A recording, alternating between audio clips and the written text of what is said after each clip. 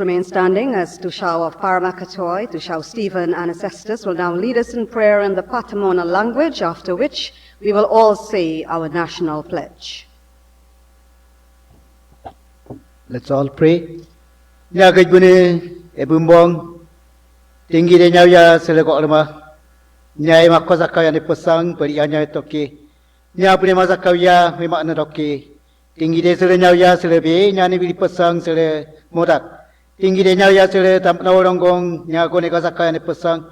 Tiba ada ne turombe imanmu turombe ye matok mula kawle nya zakaya tinggi kurugayat selego alma ne. Nya ne bili pesang te bulu yang pogombe. Mulai tinggi de sele nyaya merebek nya matok ke nya buli mazakaya bek. Nya pada ke nya buli mawia nya ipodol nya ke nya buli mazakaya bet tinggi neganya selego alma. Kejbuni tinggi kurugayat nya buli mazakaya ne pesang. Selegala nya tope te bulu be tokwe tope nya buli mazakaya ne pesang. Nya yen zakaya ke be kuru zendo parokyau. Nya buli marokaya yau nya makazakaya ne pesang selego alma ne. Mazaji nya biak ke selego alma. Nya ipana marok nya seru barok. Nya yeru barok nya ipodol nya kuya. Menai purema ke selebe. Sele jinongga ya nya kejbuni. Mazab jemole pe yengge te yakrida ke.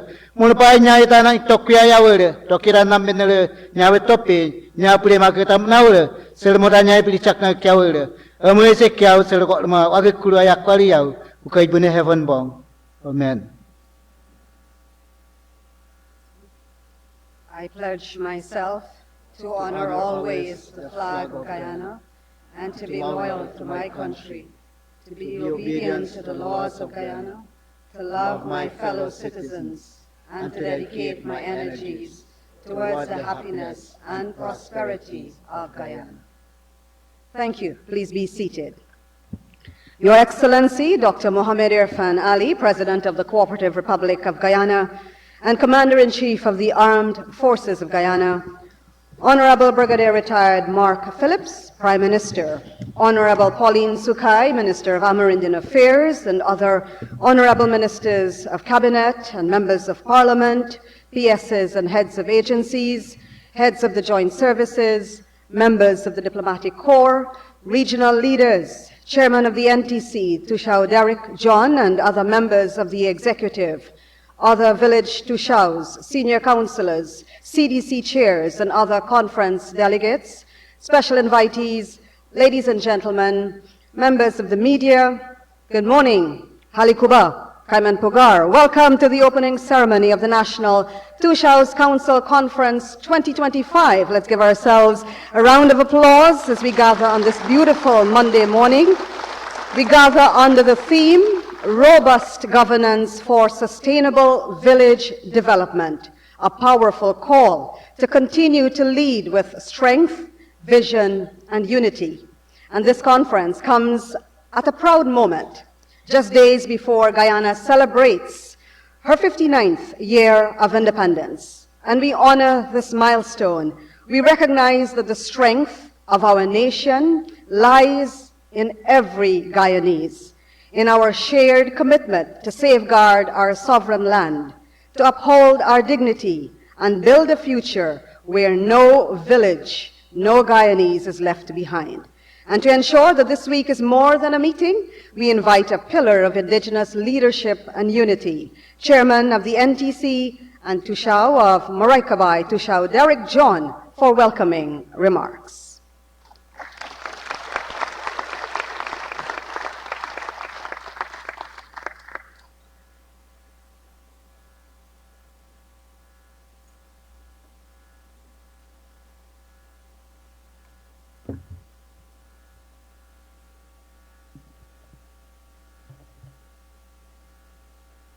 His Excellency, President of the Republic of Guyana,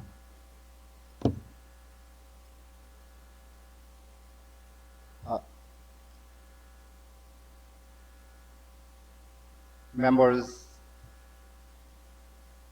of the National Toshaos Council, fellow Toshaos, senior councils, Prime Minister, Honorable Mark Phillips, Minister of Amerindian Affairs, Pauline Sukai, other members of the cabinet, PSs of the various ministries, heads of the various agencies, members of the diplomatic corps, chief of staff of the Guyana Defense Force, commissioner of police of the Guyana Police Force, regional officials, members of the media, staff of the Ministry of Marine Affairs and the National Toshaos Council, special invitees, ladies and gentlemen, indeed it's an honor yet to welcome you to another National Toshaos Council Conference 2024. 2025, sorry for that. Seems like I'm living 1 year behind. So many things are happening, but thanks for the correction. As we gathered this week under the theme, Robust Governance for Sustainable Development, indeed, this is a very dynamic theme that we all will be gathering here and discussing issues, challenges, and successes that is affecting our villages. I want to take this opportunity in breaking down this theme because I think it speaks volume for us as leaders. So we start with the first word, robust. What's robust? It means strong, vigilant. So I think that as leaders, we have to be strong, we have to be diligent, we have to be very effective, and I believe there that as long as we possess these qualities, it will allow us to execute our mandate in a very efficient way. But then again, the second word, governance. It is a framework that is used to control or dictate an organization. And it speaks again to us as indigenous leaders. We must have a framework there to govern our people so that we can be able to lead and lead in an effective way. Sustainable, and a key word here.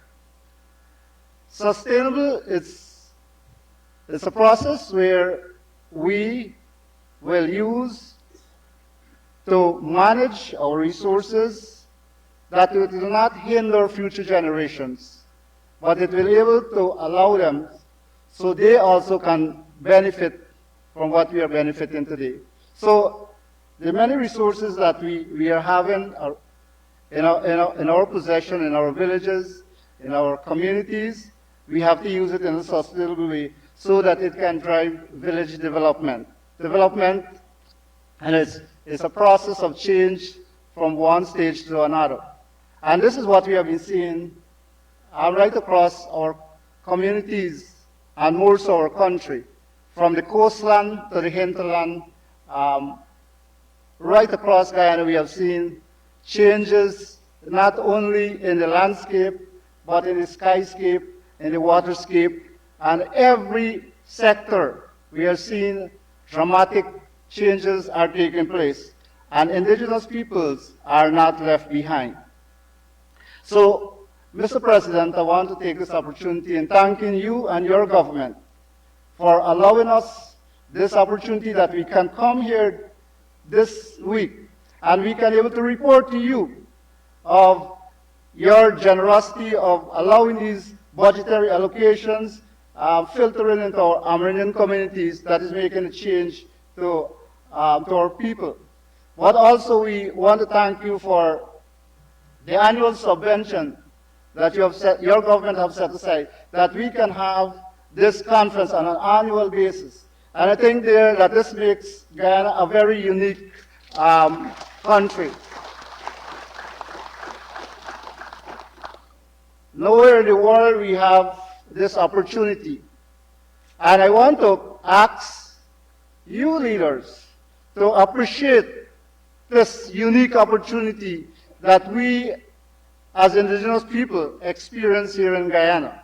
It's happening nowhere across the entire globe, where we can sit and we can deliberate with His Excellency and all cabinet members, different sector agencies, and we can be able to bring to the forefront issues that are affecting our people. And so I want to encourage all of us here this week that we make good use of this 5 days that we'll be deliberating here in this Doom to make an imprint, and so that we can be able to continue to pursue the right and development path that we are experiencing. I think there that Guyana presently are experiencing one of the most exciting periods in our country's history. There are so many resources that are filtering out directly into indigenous communities. And I had the opportunity to visit a lot of hinterland communities, and I'm amazed. And that speaks volume for us, because a lot of times people are accusing the National Toshaos Council that, we allow organizations to dictate for us. And that's an insult to our intelligence. And I want to make this very crystal clear, that indigenous people, we practice and we have a right to self-determination. And that's what we have been doing for ages. So no one don't have to come and tell us what is best for us. We know what is good for us. We know the challenges that we are facing in our community, and we know how to put mechanisms in place to mitigate those challenges. And so no one don't have to twist our arms. So I want to call out on the various media houses that that are publishing some really disturbing articles, and it's not good. We got to be more mature. When we reporting, we got to be more accurate in our reporting.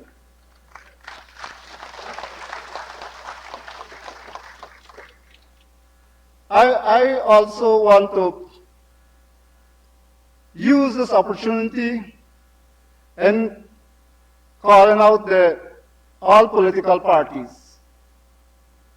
We have to be more mature and be more civilized. We have seen for the past month or 2 months or so, we have seen the disturbance that is taking place. And these things are affecting, because when you have to block a main passageway, like in Linden, blocking bridges, what is doing to our indigenous community in hinterland areas? When you have to block public roads that everyone have to use on a daily basis, what are you doing to our fellow Guyanese, and especially indigenous brothers and sisters? So I'm using this opportunity there that political parties, if you have an issue, there is a way that you need to deal with it, and not to disrupt other people's lives.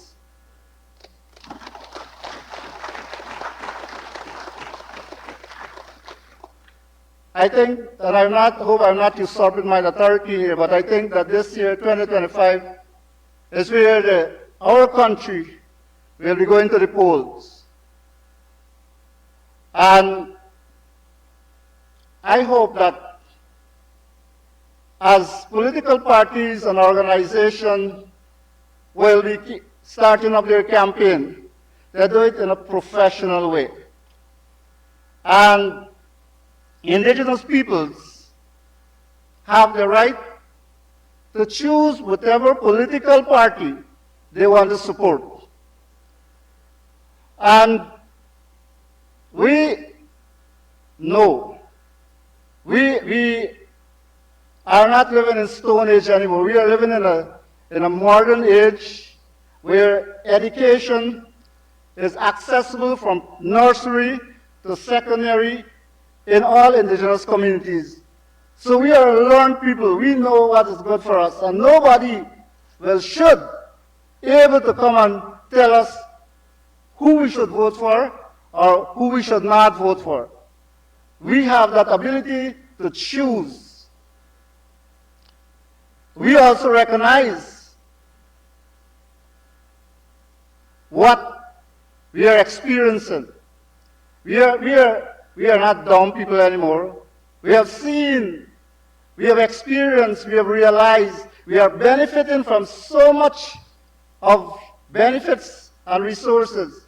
And it's only right that we continue to support this path, this progress, this transformation. And I'm appealing to you, my fellow indigenous leaders, let us allow good sense to prevail. I also want to call on the international community. We have seen the reckless threat from our western neighbor, Venezuela. And I'm calling out there that we need the international community to stand by our side, and so that we can allow the legal process to take its course. Guyana is a sovereign nation, and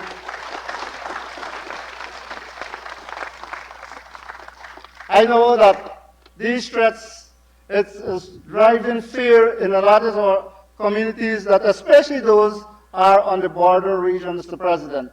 And I know that you are very updated, and I know that you have a plan. We have confidence in your government that you will continue to protect every single Guyanese. And we want to thank you, and we trust your government, Mr. President. Once again, I want to thank everyone for being here this morning with us. And I want to encourage all of us to make good use of time. I know that it's over 254 communities that are seated here, and so we have to respect our time, that when we are allotted to speak, and so that we can be able to manage, and so everyone will have the opportunity to speak. And I don't want person to have the wrong interpretation. We are not denying anyone to raise your concern, but you have to think about your brother and your sister. They also have concerns. So I want you to let us make this conference a success. Let us make this dialogue that we will be experiencing here a meaningful dialogue with respect to each and every single person. Once again, Mr. President, I want to thank you so much. May God bless you.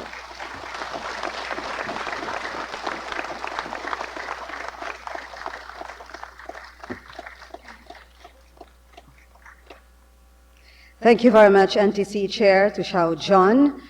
Indeed, leaders, do make this week a defining moment for all of your villages, for all of Guyana, because, as Toshaos said, all of Guyana belongs to us, the people of Guyana. It is ours to protect, to nurture, and to build together.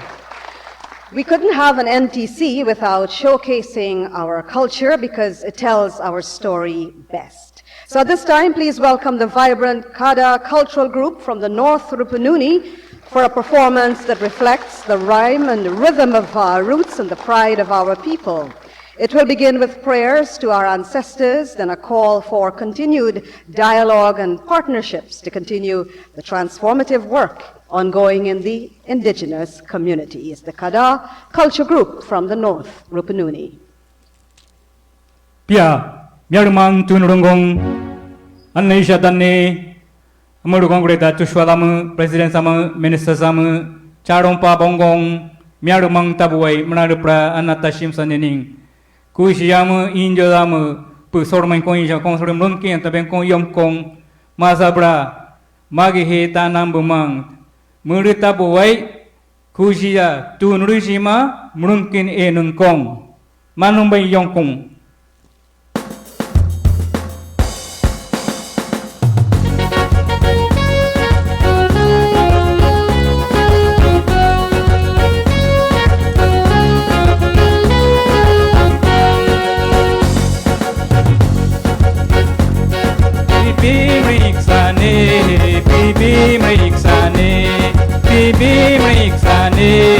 Bibi mriksane, ayu dong kuyatane. Bibi mriksane, ayu dong kenyatane. Bibi mriksane, bibi mriksane, bibi mriksane, bibi mriksane, bibi mriksane, bibi mriksane, bibi mriksane.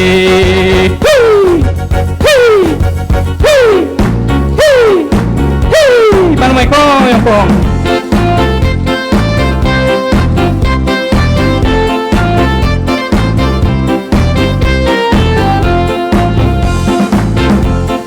Uru con yêu ý cha mang, uru con yêu ý cha mang, uru con yêu ý cha mang, tôi nó rong con biết gì. President tamu kombe, charo babong kombe, Toshaos lamu kombe, sor mambai kong, uru kong yu isha mang, uru kong yu isha mang, uru kong yu isha mang, tono longgong kombe si. President tamu kombe, Minister tamu kombe, Toshaos lamu kombe, sor mambai kong, uru kong yu isha mang, uru kong yu isha mang. Uru kong yu isha ma tono rongo kombe si. President tamu kombe, Minister tamu kombe, Toshaos lamu kombe, sor mambai kong. Uru kong yu isha ma, uru kong yu isha ma, uru kong yu isha ma tono rongo kombe si. President tamu kombe, charo babong kombe, Toshaos lamu kombe, sor mambai kong. Uru kong yu isha ma, uru kong yu isha ma, uru kong yu isha ma tono rongo kombe si. President tamu kombe, Minister tamu kombe, Toshaos lamu kombe, sor mambai kong. Uru kong yu isha ma, uru kong yu isha ma, uru kong yu isha ma tono rongo kombe si.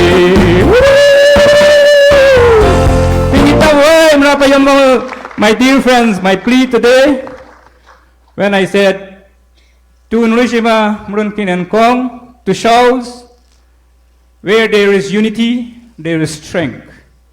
Together we stand, divided we fall. I call upon one and all today to be a one Guyana people. Thank you. Thank you very much, Kara. Cultural Group Leader Glendon Alicock. That performance was in the Makushi language. It was choreographed by Abigail Buckley. On the keyboard, Garville Daniels. And the Kada Culture Group members come from Surama, Rupert and Wawetta. Let's give them another round of applause as we move along with the opening ceremony of the NTC Conference 2025 at this part of the program. And NTC Chair mentioned how important it is for us to keep and to honor our time. So I'll ask our leaders, we'll put the spotlight on you briefly now so we see where you are and the regions you're from. So we'll begin with inviting the leaders from Region 1, Toshaos and senior councillors to stand so we can recognize you in the room today. Our Region 1 leaders, Toshaos, CDC chairs, senior councillors. Thank you. Region number 2. Let's keep the applause going for all of our leaders. We'll take our other coastal regions together, regions 3, 4, 5, 6, because you are respective, one for each. So where are our Toshaos regions 3, 4, 5, and 6.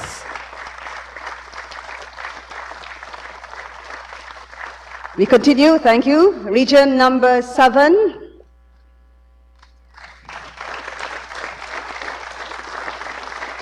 We continue with the roll call. Region number 8.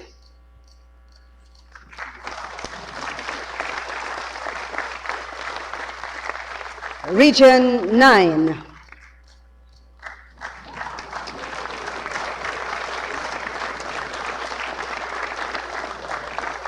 And Region 10. Our Toshaos always come uniformed. Our youngest Toshao today is from Taushida in Region 9. He's 20, Toshao Kelvin Isaacs. He got up just now. Let's see you again, Toshao, so we can recognize you as our youngest Toshao.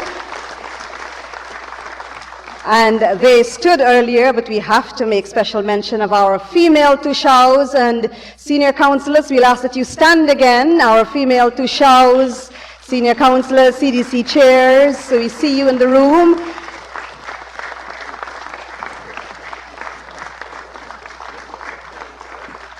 And we'll ask the NTC executive to stand, so we'll recognize you once more. NTC executive, they are our hosts, along with the Ministry of Amerindian Affairs, for the conference today. Thank you very much. On we go with the opening ceremony. We've seen all of our leaders, and now we are going to present a tireless woman leader in Guyana, a tireless advocate for Indigenous development, fresh back from leading the team at the 24th session of the UN Permanent Forum on Indigenous Issues in New York. Please welcome Honorable Minister Pauline Sukai, Minister of Amerindian Affairs.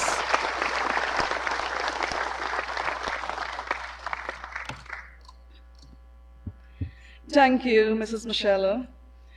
Abraham Ali, His Excellency Dr. Mohamed Irfan Ali, President of the Cooperative Republic of Guyana, Honorable Brigadier Retired Mark Anthony Phillips, Prime Minister.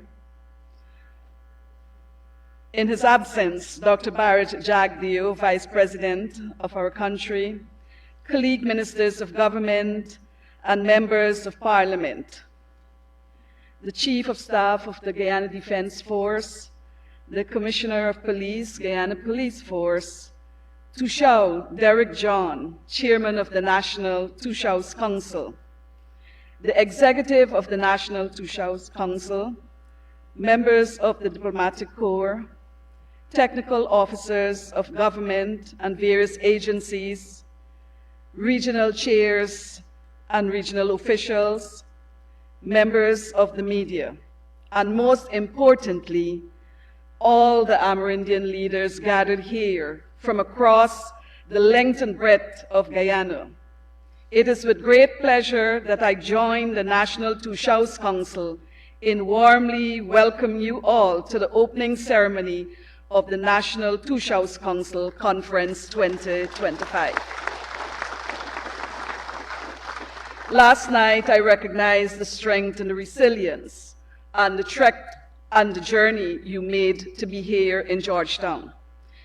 This is a statutory mandated meeting, the importance of which cannot be overstated. Guyana has been a leader in inclusivity and engagement with our First People. And this conference is a timeless testament to that. This meeting of Amerindian leaders and the government to engage on development matters has consistently produced tangible outcomes for sustainable development in Amerindian communities and villages. This forum underscores the consistent effort of the People's Progressive Party civic government, adhering to the principle of free, prior, and informed consent. The conversation and dialogue that takes place here have reaped many benefits for Amerindian villages and hinterland communities, while at the same time enabling the progressive development path our government has embarked upon under the astute leadership and vision of His Excellency Dr. Mohamed Irfan Ali. This conference also provides meaningful opportunities to raise challenges and to discuss solutions faced by villages and communities, while also highlighting your village and community development agendas and priorities. I urge you to ensure that the sessions are interactive and consultative. This is your space. This is your time to voice your progress and even your setbacks, so together with the government we can learn, grow, and build together. Guyana has been the first to achieve many things in advocating indigenous rights, not only regionally but globally. We are proud that this conference is one of those first. There are few, if any, other countries where the highest office of the land sits and crafts development policies in direct partnership with their indigenous population. While others are still fighting for a voice, we in Guyana have amplified that voice. As such, we must recognize that with a politically strong and stable government, it is much easier for progress to be advanced in your villages and community, and this nation as well. The National Toshaos Council is a legitimately elected voice of all indigenous people in Guyana. It has clear mandate that is outlined in our Progressive Amerindian Act of 2006.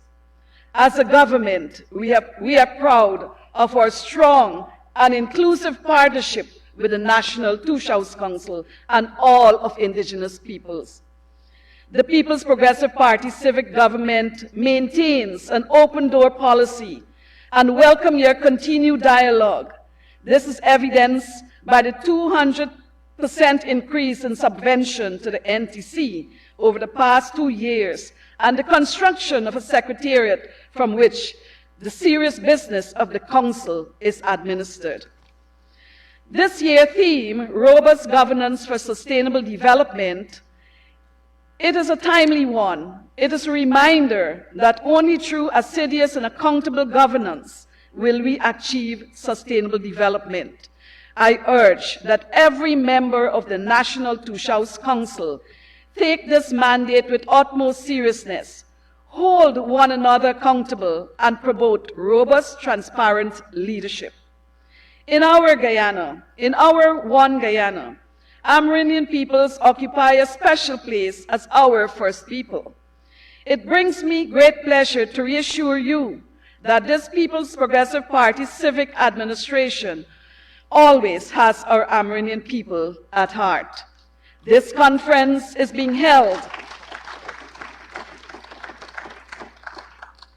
This conference is being held in the 5th year of the People's Progressive Party civic government in office. And of course, it is an election year, recognizing with gratitude the role Amerindians played in providing full support to our government during the 5 years in advancing democracy and development, resulting in a strong and solid relationship between you and the government. Not many countries enjoy this level of friendship with their indigenous people.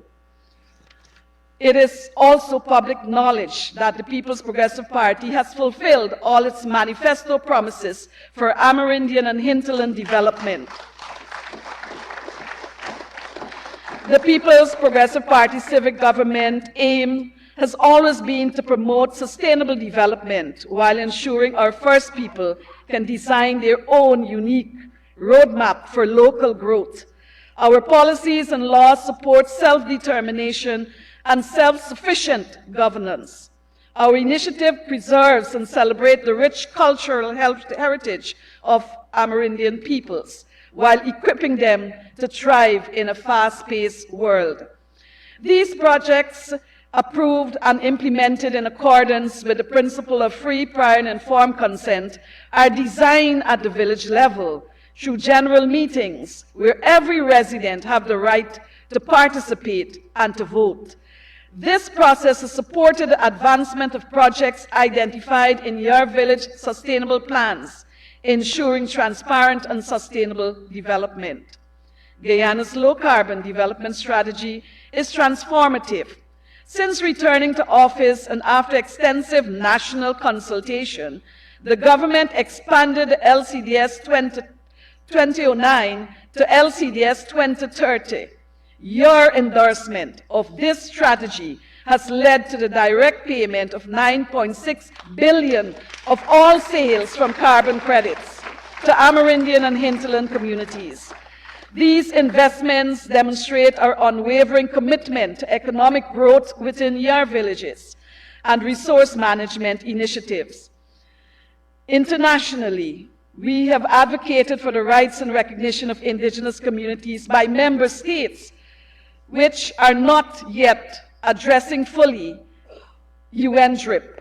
At the same time, we continue to share globally Guyana's experience. We are proud to include indigenous peoples as equal partners in addressing climate change and environmental issues, both nationally and internationally, something which many states continues to ignore. Land rights have always been a priority for the People's Progressive Party civic government. While some unscrupulous person may attempt to mislead the indigenous population on this issue, I remind you that both NGOs and the NTC are represented on the Oversight Committee for the land titling, and on the LCDS 2030, the Multi-Stakeholder Committee. Our government continues to actively engage in the land titling and demarcation processes. Amerindians also account for 10% of our population, currently owning 16.4% of Guyana land mass, being the second largest private landowner in our country. These goals are rooted in the Amerindian Act of 2006, which we are currently reviewing. The review process has been inclusive and transparent, founded on free and fair consent and broad stakeholder engagements. Leaders, on the matter of district council, we are all aware of attempts by so-called advocates to manipulate the law when creating district councils without regards to FPIC. In a similar way, they have attended international fora without seeking an engagement with the National Toshaos Council prior to their attendance, claiming to be the voice of Guyana's indigenous people. This is an effort to control your voices. I urge you to stand on the side of law and principle. You should not be used at someone else's convenience. District councils, unlike the National Toshaos Councils, are optional by law. They may be created. We will ensure that where they are created or established, it is done legally and with proper due diligence. We have received multiple complaints of unlawful attempts to create such councils without village approval. These councils will only be gazetted when they comply fully with the law. Leaders, through collaboration, we've improved access to education, health care, and basic services in remote areas. We've built and renovated schools, bridging the gaps between the coast and the hinterland. Our PPP civic government administration is committed to preserving Amerindian cultural heritage. We've supported cultural activities, traditional crafts, and indigenous languages. September, designated for Amerindian Heritage Month, is a national celebration. This year, 202 million has been allocated for heritage celebration. We look forward to celebrating our heritage with you and all of Guyana. We acknowledge that there still remains much work to be done on our path to development for women, for youths, and for the further transformation of the village economies. Undoubtedly, challenges persist. Let us move forward united, addressing the issues that matter most to our indigenous villages and communities. As I close my remarks to you this morning, leaders, I wish to remind you that the People's Progressive Party civic government remains committed to supporting and empowering Amerindian peoples. We will continue to invest in economic projects, infrastructure, education, health care, cultural preservation. Together, With you as equal partners, we will continue to build a society where every citizen has equal opportunity to contribute to the development of our strong and great nation. I extend my deepest gratitude to the National Toshaos Council and councillors, community leaders, and residents, and all partners on this transformative journey. Together, we are shaping a nation where every Amerindian person can thrive, traditions are honored, and the future is prosperous. The only way we can do it is together, and your government stands ready to work with you. Let us continue to build our One Guyana and thrive. I thank you, and I wish you a successful and productive conference as you take this opportunity to engage and interact with His Excellency and His Cabinet on matters related to your continued development. Finally, a warm welcome again to Georgetown. Thank you.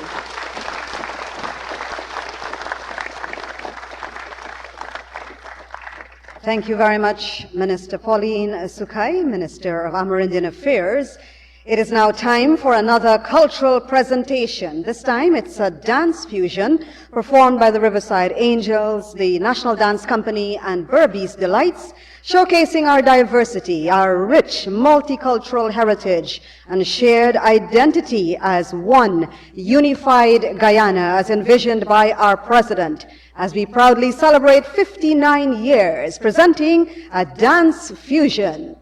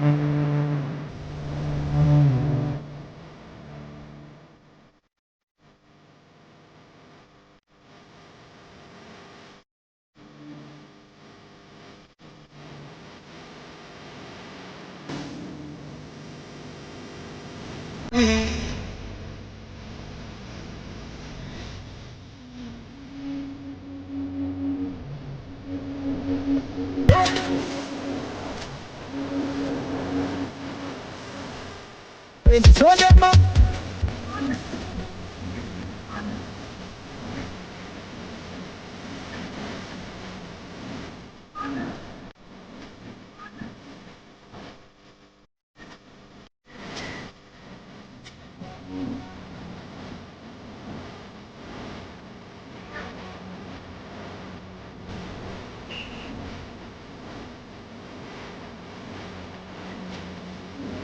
The all-inclusive Friday, and the dirty Jubilee Friday, and the girls them boiling from night till morning, and the other parties, and the flying of the artists. It's a vibe, a vibe in here. Holy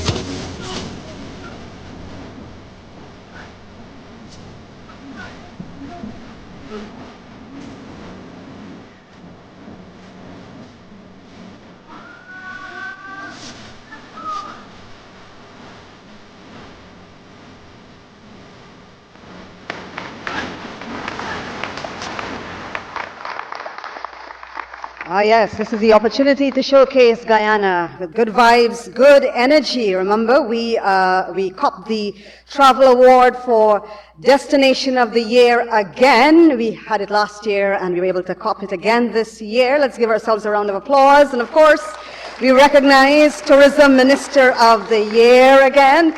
Ecological Tourism this year, Minister Unij Waldron. So congratulations to you, and a reminder to all of us to ensure that we fly the golden arrowhead high in celebration of our heritage and this 83,000 square miles that belong to all of us. As we start a new tradition this year, Flag Day, we will display our national flag in our homes, in our schools, in our businesses and public spaces. We head to Anna Regina for the National Patriotic Concert on Saturday, the national flag raising ceremony for our independence at Albion Ground, and all of the regions will have their programs as well, as we celebrate patriotism, love for country, and the enduring spirit of our people.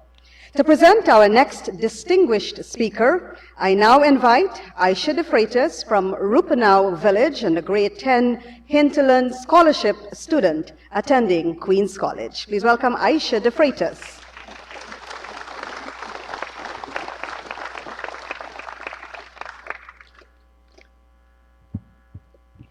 Respected leaders of the indigenous communities, members of the Diplomatic Corps, ladies and gentlemen, good morning.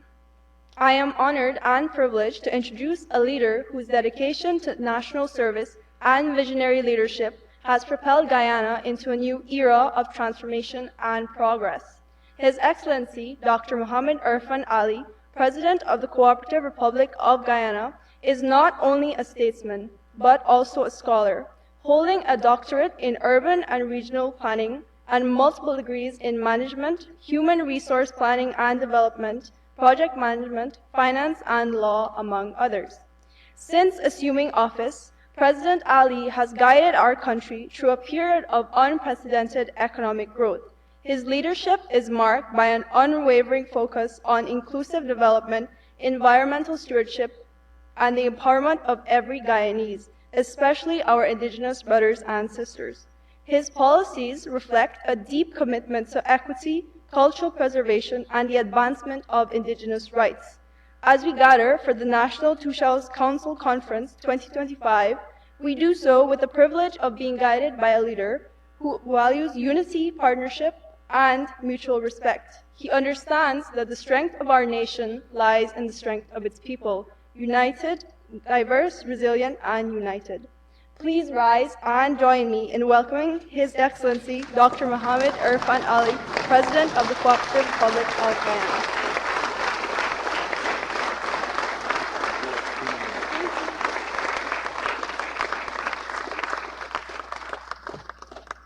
Thank you very much. Very kindly, please have your seats. Our dear Prime Minister, Vice President, members of Cabinet, members of the diplomatic community, distinguished ladies and gentlemen, members of our the leadership of our men and women in uniform, and most importantly, you, the leaders of our villages and communities across the country. Today, once again, we gather to listen to your voices, to understand your challenges, to appreciate your specific circumstances, and through your individual voices as leaders of your communities, the collective voice of all our indigenous people across this country. That is what the NPC brings, the collective voice of all our indigenous peoples across this country. Today I welcome you to a space and an environment that is listening, one that you can trust, not only to listen to you, but one that you can trust to deliver to you. This government has consistently demonstrated that we don't only listen, we consistently deliver on what we promise. And that is important. It is important to know that you have leadership that is respectful enough to honor its commitment to you, respectful enough to stay true to its commitment to you. And whilst the road to full prosperity is still being built, whilst the road to ensure that we maximize the land allocation that can be allocated to our Amerindian communities, while the road to great prosperity for all the people and all the villages is still being constructed and will continue to be constructed, we cannot afford to lose any momentum. We cannot afford to gamble with this road to prosperity. We cannot afford to lose sight of what is important for you, your communities, and your village. And I assure you that this People's Progressive Party civic government that I proudly stand and represent here would never ever abandon that road of prosperity for you and your villages. On behalf of all of you, I want to thank our men and women in uniform who are at our borders, defending all of our sovereignty and territorial integrity. I want you to give them a resounding round of applause so they can know that we are with them in love and spirit. But importantly too, I want to thank all of you, especially those who live on the border communities, for your vigilance, for your vigilance, for your strong protection, for your patriotism, for your strength of character, for you who stand up every day on the border, raising our golden arrowhead high and strong. And on this note, I want to thank also those of our international partners who stand strong with us, who are vocal in their support for us, who are vocal in their support for the rule of law and international order, who are vocal in their support for peace. You hold a special place in the heart of Guyana and every Guyanese. Let me also recognize the enormous transformation. And sometimes when we speak about transformation, we can get carried away only looking at physical things. But only a few days ago or 2 weeks ago, we had in Guyana one of the region's largest fashion designer showcase. And 30% of all our national designers were Amerindians, were our indigenous people. That is not strange, because Guyana knows about your creativity. Guyana knows about your creativity. But because of the investment and the opportunities that are now available to you, you are putting that creativity to work and you are leading from the very front, and I congratulate all of you.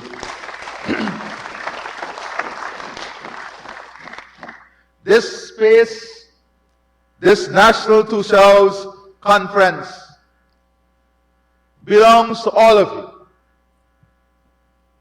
This is your space.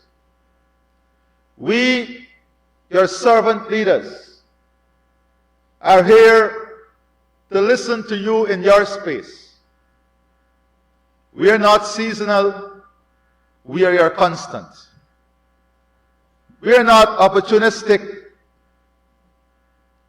we are your everyday, as you are our everyday. There is not a single cabinet meeting where some issue concerning our indigenous people is not addressed. There is not a single meeting of the People's Progressive Party leadership in which the concerns of indigenous peoples are not raised and addressed. For a matter of fact, as a single group, you occupy a significant space in the leadership of the People's Progressive Party. But not only a space, significant contributions are made. So every sphere of this government life, at the political party level, at the cabinet level, at the government level, your views, your ideas, and your concerns are represented robustly. Today, we salute not only the architect of the first LCDS and also the great leader and contributor to LCDS 2030, our Vice President, and also you, the leaders, because the greatest contribution to the LCDS came from you, the Amerindian leaders and people, because we did it through consultation with you. We did it by honoring your intellectual ability, your cultural position, your sustainable ideas. We did it by engagement with you. I also want to honor the LCDS Secretariat and the team that work diligently every single day to ensure we maximize the benefits of the LCDS. Today, we are expanding the LCDS to include biodiversity as is in the LCDS 2030. And Guyana will be hosting the first Global Biodiversity Alliance right here in Guyana, where once again, you, the leaders of our indigenous community, will have an opportunity to showcase to the world what sustainable development really feels like, look like, and mean. You will have an opportunity to demonstrate once again what constitutes sustainable development. We in this government are committed not only to the expansion of our economy, but importantly, we are committed to the expansion of opportunities in every village, in every single corner of our country.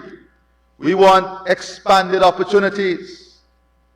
We want to assure you that this and successive People's Progressive Party civic government will continue to advance Amerindian land titling, will continue to maintain the value, the nominal value of the LCDS resources that will be transferred to your communities under your own management. We will continue to create more job opportunities. And you know you can trust us with that.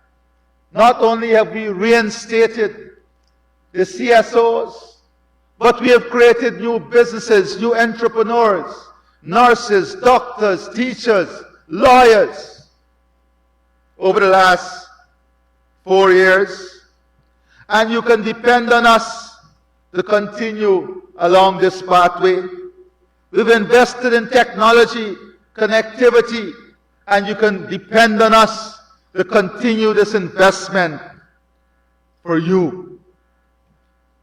My dear friends, leaders, my respected leaders, you can be assured that under successive People's Progressive Party civic government, we'll invest to ensure there's food security in your villages.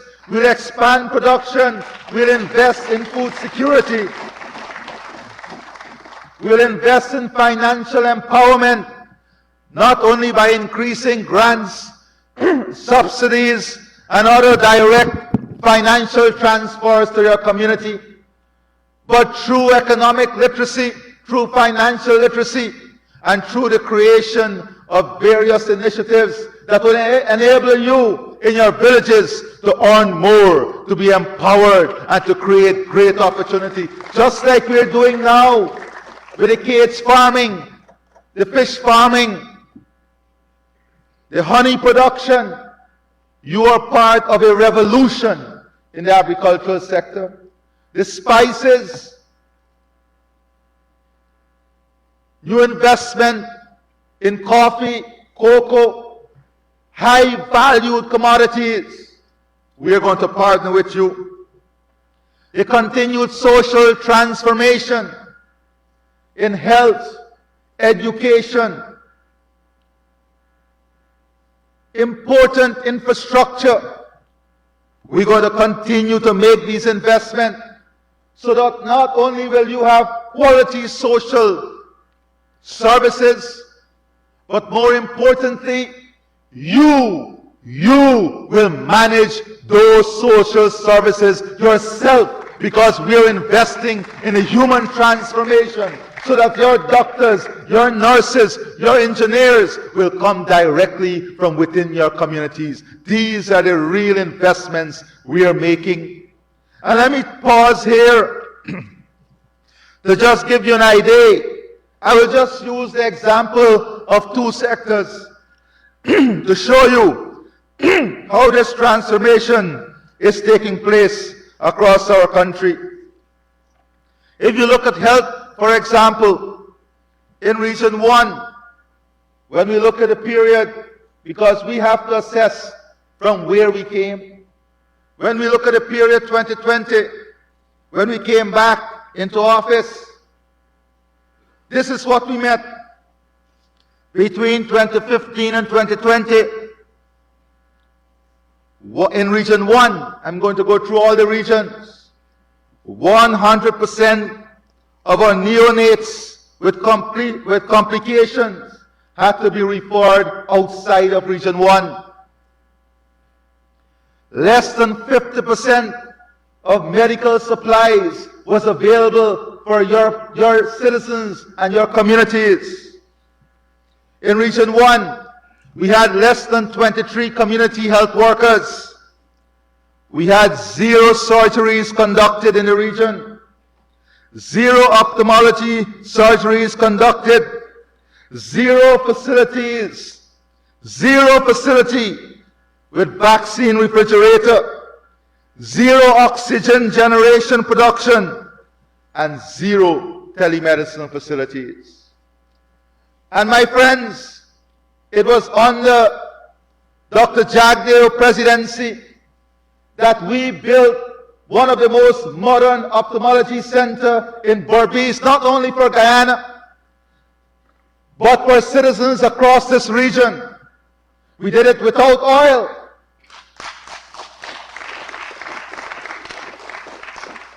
And in 5 years, that facility was shut down. We had to come back and rebuild that facility. And today that facility is doing thousands of surgeries, not only for Guyana, but for the CARICOM region. So this is what, and I'm only going to give you 2 sectors examples. So this is what we met in 2020.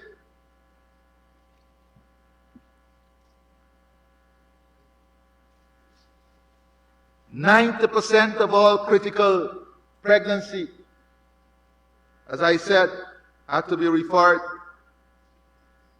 Today, in 2024, because of the investment we have made in healthcare in Region 1, we had 0 referrals out of the region. The investment in neonatal services, the investment in our health centers, we had 0. Between 2015 and 2020,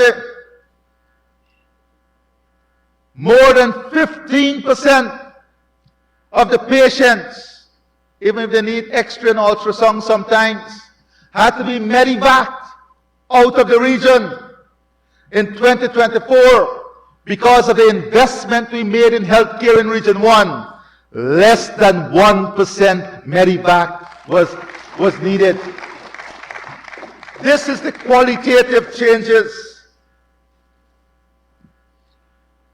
Between the period 2020 and 2025, in Region 1 alone, we've invested in healthcare for your communities in more than 16 ATVs, 6 ambulances, pickups, minibuses, motorbikes, and more than 25 boats and engines. That is investment in healthcare to move patients, to move health workers alone in Region 1.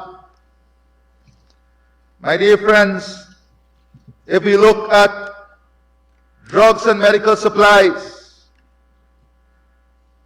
between 2015 to 2019, according to the records, during that period, drugs and medical supplies availability in Region 1 was less than 30%. Less than 30%. Today, between the period 2021 and 2024, we had more than 95% drugs and medical supplies availability. This is your record. You should be proud of this, because it is under your leadership in the villages and communities that you are also achieving these groundbreaking development and advancement. And I want you to applaud yourself this morning for this enormous development. Training of healthcare professionals.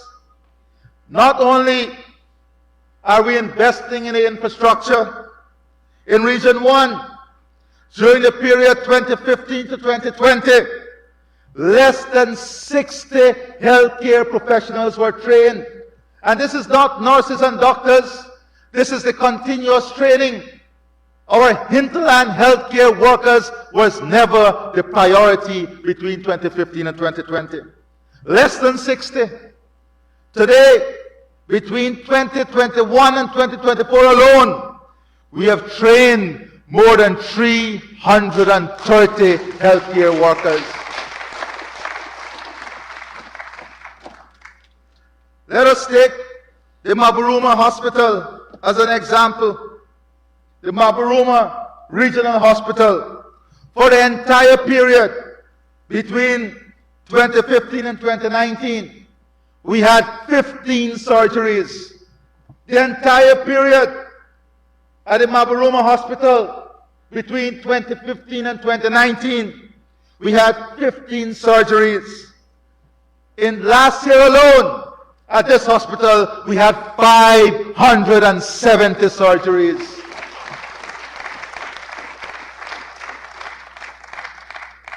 And I applaud our health workers also who are serving in these regions. These are the facts.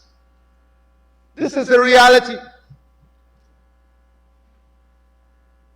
This is what none of us can escape. The factual position. At Maruka District Hospital, between 2015 and 2020, we had 0 surgery.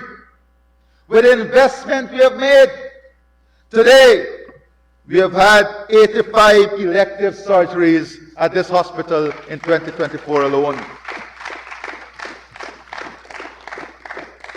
in Region 1 alone, over 10,000 people of your residents were tested, had their eye tests completed.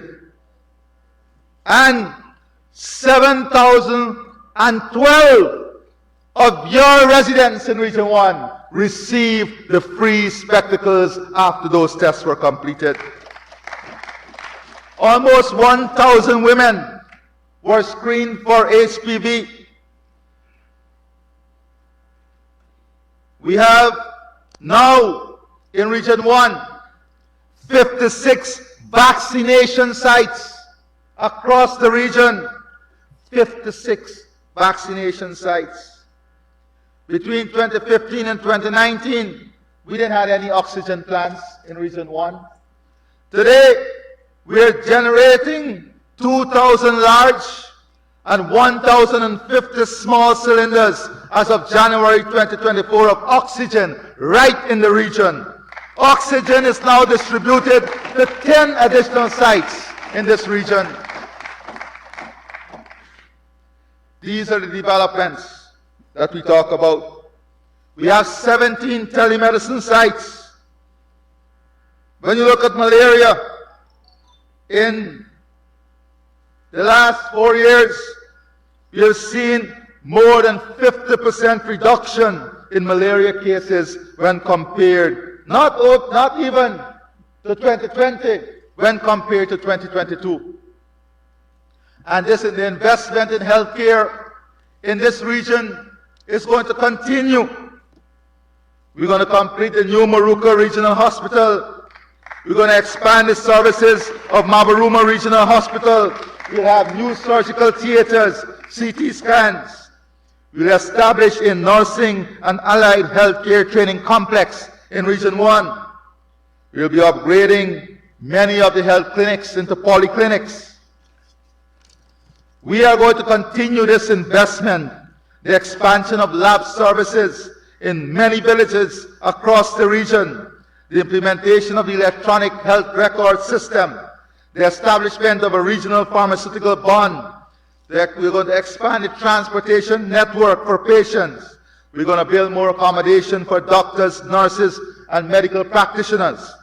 And by 2030, we're going to eliminate malaria in this region. That is Region 1. Let us look, and I'm going to give you 2 sectors, but it's important that we do this today. Let us look at Region 7, and I see the Toshaos from Region 7 are here. Between 2020 and 2024, what have we done? We've invested billions of dollars in the healthcare system in Region 7. We have added more than 45 pieces of different forms of transportation for the easy movement of medical practitioners and patients. Between 2015 and 2019, you had less than 45% drugs and medical supply available in the region. Less than 45%. Today, between 2020 and 2024, you had 85% availability of drugs and medical supplies.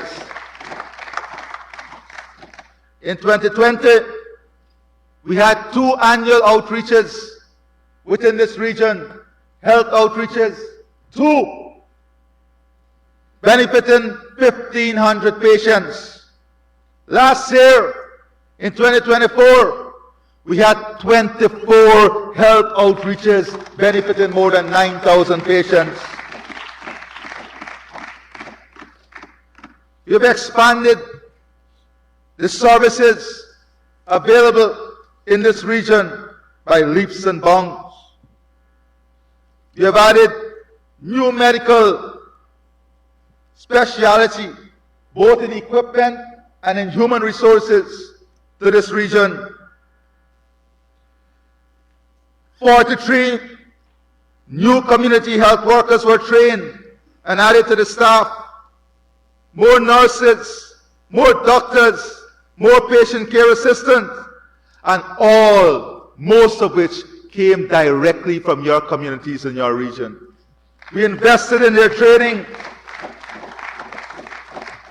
We invested in their development. My friends, we're going to continue to invest in healthcare in this region, not only at the health centers, making them polyclinics, not only expanding the array of services, but ensuring that we build a state-of-the-art hospital in Bartica. We're going to invest more in transportation, more in training and human resource development to ensure that you have quality health care. When you look at Region 9, let's take a look at Region 9. Between the period 2015 and 2020, you had 0 surgeries at Aishalton and Anai. 0 ophthalmology surgeries were conducted. Ophthalmology surgeries were conducted. 0 facilities with vaccine refrigerators. 0 oxygen generation production. And 0 facilities with telemedicine. That was the record, 2015 to 2020. In 2020, when you look now, between 2015 and 2020, 90% of all critical pregnancy had to be transferred out of the region.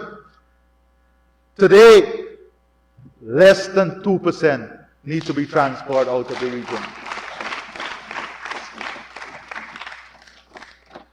Between 2015 and 2020, 39% of patients required medical evacuation to the GPHC.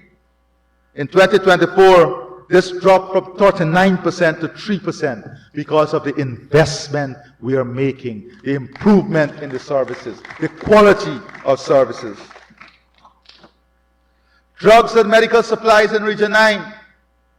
Availability of drugs and medical supplies between 2015 and 2019 was 45%. Today, it is 90%. There was 0.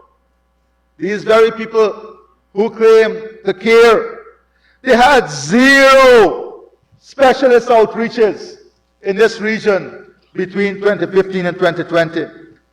In 2024 alone, we had 8 specialist outreaches, reaching 55,000 people across this region. And let me give you some striking stats. Between 2015 and 2019, 0 nursing assistants were trained, 0 MLT, 0 hybrid professional nursing, 0 nursing, 0 malaria, trained personnel, 0 healthcare leadership training, 0 physician leadership training, 0 PCA, 0 vector control field assistant training, 0 NICU nurses training between 2015 and 2019. 0! Between 2020 and 2024, we have trained more than 550 of your residents in these areas. Between 2015 and 2019, there was 0 surgeries at the Lethem Regional Hospital. Between 2024, in 2024 alone, from 0, we did 1,216 surgeries at the Lethem Hospital. Today, the services of the Lethem Hospital are of such high and exceptional quality that we are now taking record number of patients from Brazil getting their surgeries done here in Guyana. It was the reverse before. These are the real facts on the ground.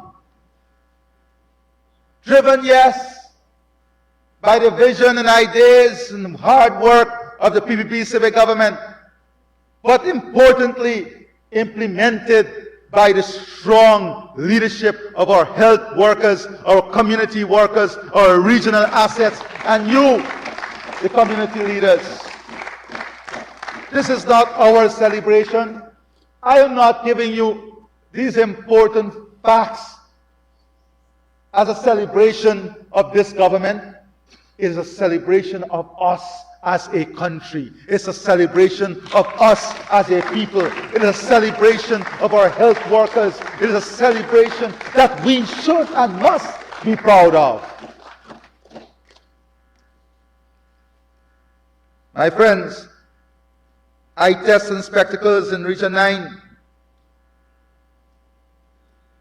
Almost 2,000 persons would have benefited from spectacles.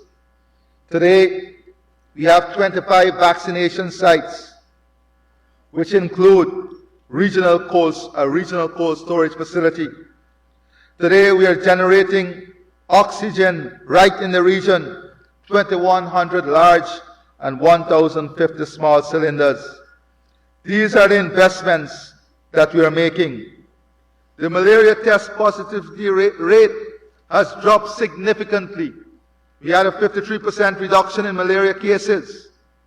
And we're going to continue this investment in Region 9 with the completion of the new Lethem Regional Hospital that will include new surgical theaters, CT scans, etc.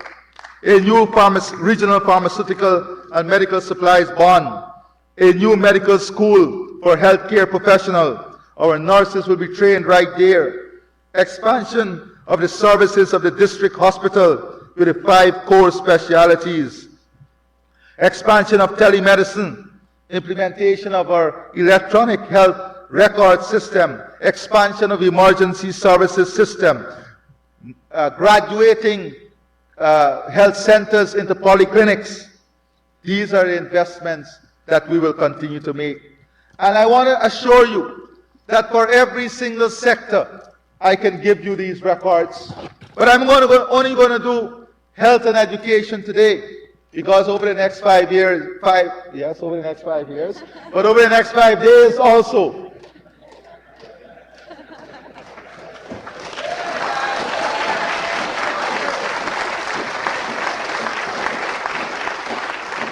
On that note, let us all raise our golden arrowhead.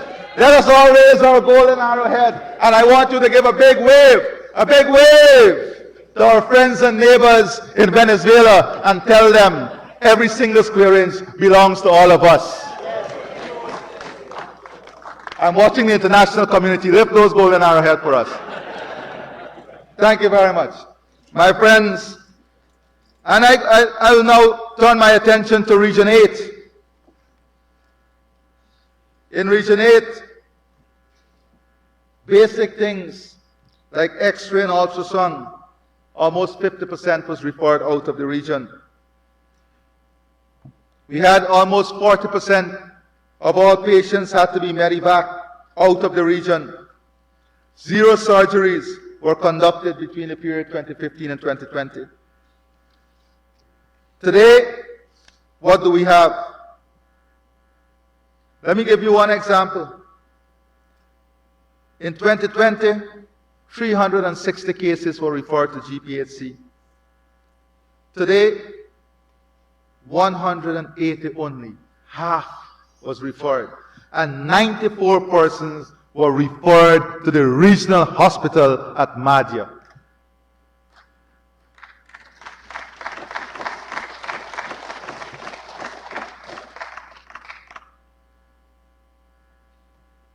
When you look at transportation, again the same story. Massive investment in transportation to support quality health care.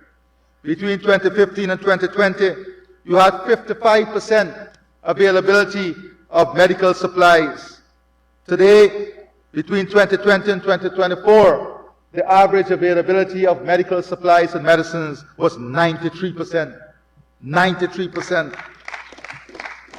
In 2020, you had 2 annual outreaches. Today, we have a minimum of 4 annual outreaches. across the region. When you look at decentralized training for community health workers, nursing assistant, MLT, and a hybrid professional nursing, between 2015 and 2019, we had 0 persons being trained.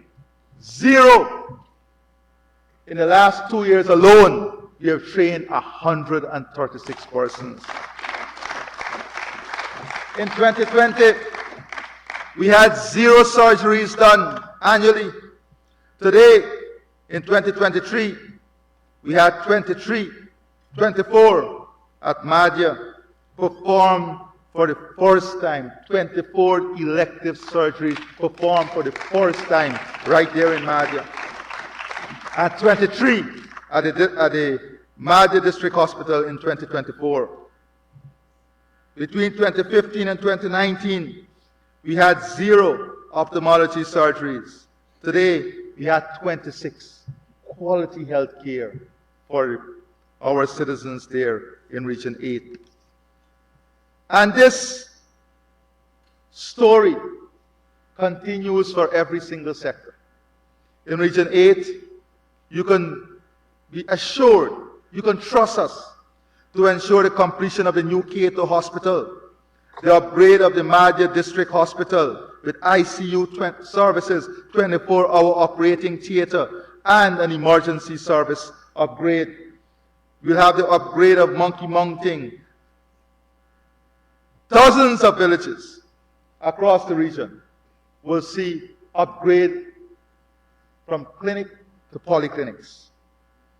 We will have the implementation of telemedicine, electronic health record system, as we continue to build quality health care for the people of Region number 8. Today, when we look at education, it's another big story. Another big story of transformation and development. And I just want to give you some quick highlight into education. When you look at, let's start with teachers training and capacity building. As of December 2024, 83% of all teachers across regions 1, 7, 8, and 9 were fully trained. 83%. And we are working to make this 100%.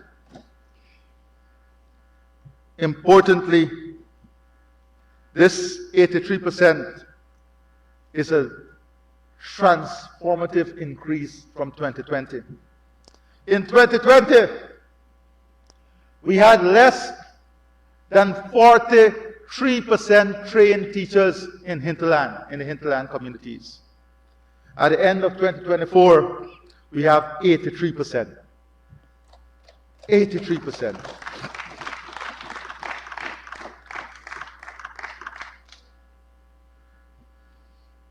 When you look at new recruits,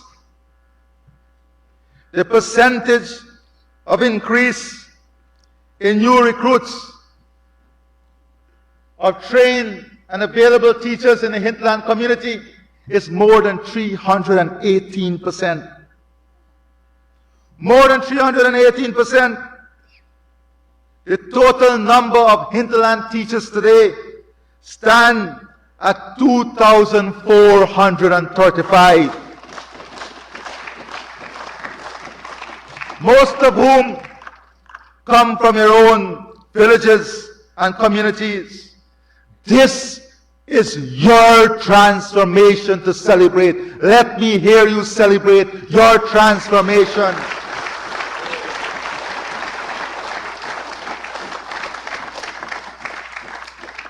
We are happy that as a government, we are able to facilitate such a massive transformation. But at the end of the day, it is your accomplishment. But as the chairman of the National Toshaos Council, Toshaos Derek, as you said, and who am I to doubt, such an honorable man. We must remember who facilitated the transformation.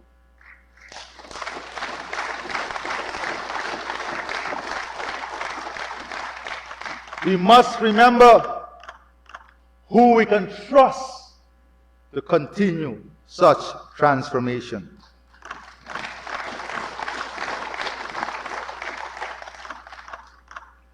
When you look at student transportation enhancement, and I'm not talking about the transportation we give to the villages. This is directly given to the education system. We had almost 100 transport facilities handed over directly to villages to help children to get to school. And this is outside of the transportation allowance, and because we gave a grant that was taken away from you, that we gave you back. And we must not be shy about it. We must not be shy about it, because it's a statement of fact. It's not a fallacy or a fantasy or a dream. It was a reality that there was a government in this country under the brand of APNU, AFC, and the others that extracted from your children's pocket monies that the People's Progressive Party put in their pocket without oil and gas. Today, we have the highest attendance in schools across the hinterland. We have more hinterland students transitioning to secondary education. That is why we're investing to ensure that you will have universal access to secondary education. And more importantly, there is a reason, and let me give you maybe the starkest understanding of what our investment in transportation would have done for the hinterland communities. Today, 60% of all our new nurses in a nursing program, in a nursing assistant program, are indigenous Guyanese, our Amerindian brothers and sisters. And that did not happen by accident. That did not happen by accident.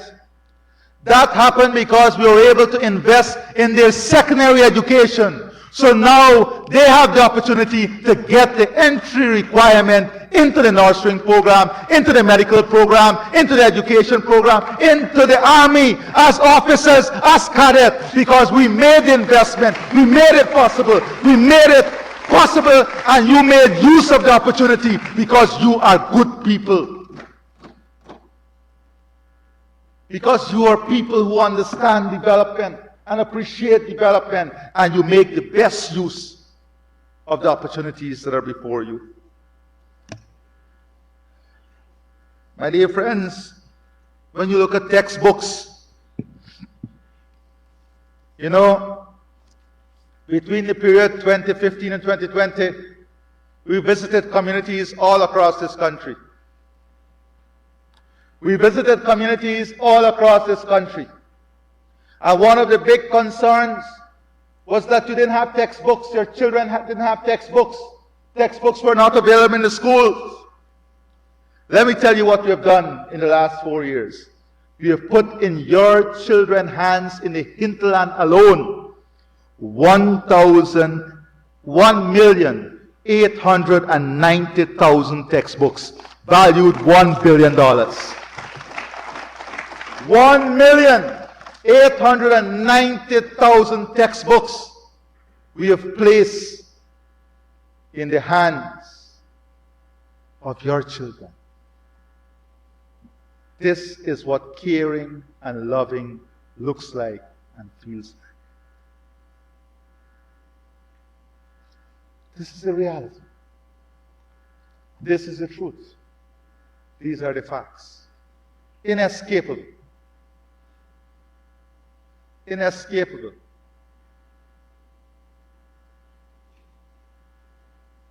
My friends, when you look at ICT access and training, today we have 158 hinterland schools connected to high-speed internet using low Earth orbiting satellite technology. And we're going to continue this investment. And this matters because it's part of equity. We have, in the last 4 years, built 79 new schools. We have, in the last 4 years, built 79 new schools in hinterland communities. We have renovated completely 27. And if that was not good enough, this year stands out because we have 54 schools under construction across our hinterland communities.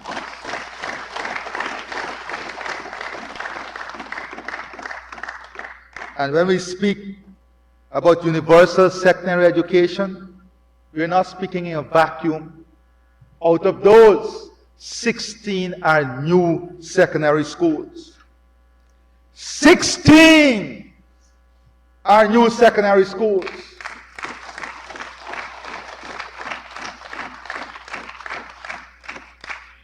When you look at the Guyana Learning Channel, because of the investments that we have made in Region 1 alone, we have 53 schools connected and more than 11,000 children connected to the Guyana Learning Channel. And this was a channel that we invested in without oil and gas. Without oil and gas. In Region 7, we have 37 schools connected, benefiting more than 7,000 children. In Region 8, 30 schools connected, benefiting more than 3,000 children. In Region 9, 54 schools connected, benefiting almost 8,000 students. This is what real development looks like and feels like. And we know that our Amerindian villages and communities are a reading population. And whilst digital technology and e-libraries, well, now it's changing because many universities and the new norm is to go back to book libraries. We've invested, and today we have 70% of our schools across the hinterland having their own libraries.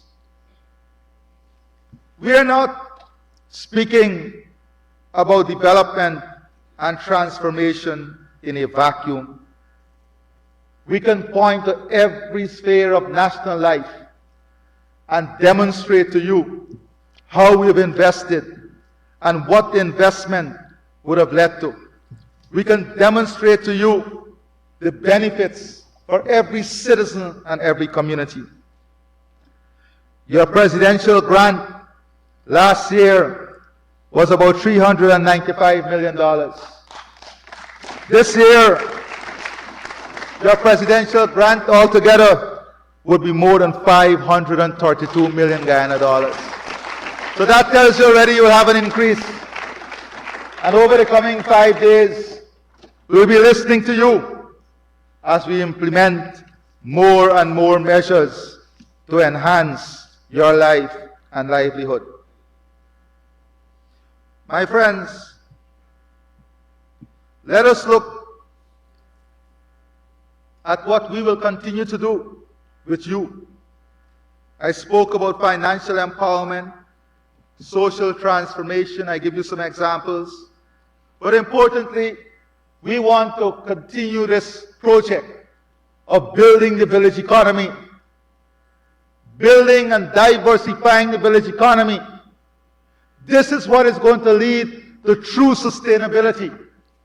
This is what is going to create a robust environment for development.